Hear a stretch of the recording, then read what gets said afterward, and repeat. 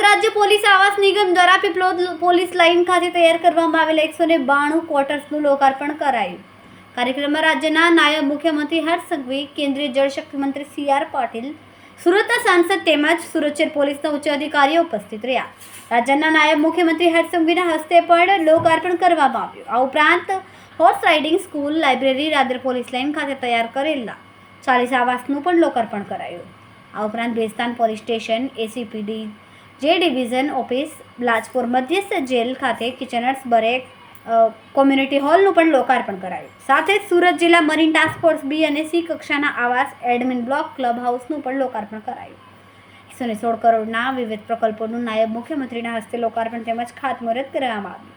કેન્દ્રીય મંત્રી સી.આર. પાટીલ તેમજ નાયબ મુખ્યમંત્રી હર્ષ સંઘવીના હસ્તે લાભાર્થીને મકાનની ચાવી અર્પણ કરવામાં આવી. જી સર, આજે સુરત શહેરના પીપલોદ પોલીસ લાઇન ખાતે 192 નવા क्वार्टर जो कांस्टेबल માટે बनेला है 55 करोड़ रुपये खर्चे.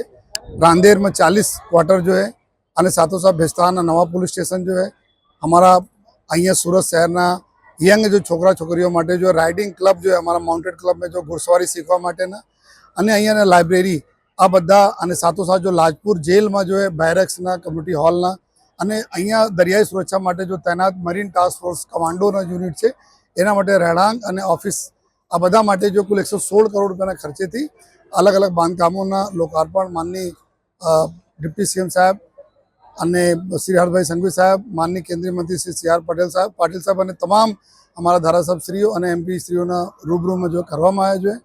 तो आ अद्यतन सुविधाओं थी जो पुलिस ने मળી છે एना लईने जो हमारा जो फोर्स है एना और भी सुविधा में जो उमेरा थया छे और सारी रीते जो है प्रजाना हित माटे, प्रजाना सुरक्षा माटे आ लो चाहे दरियाई सुरक्षा से लईने जेल सुरक्षा से लईने अने शहर सुरक्षा माटे जो है आ तमाम पुलिस जवानों जो सुविधा मળી છે एना खूब सरस कामगीरी करशे अने एना माटे हूँ तमाम जो हमारा जो महानुभावों खूब खूब आभार मानीए छीए.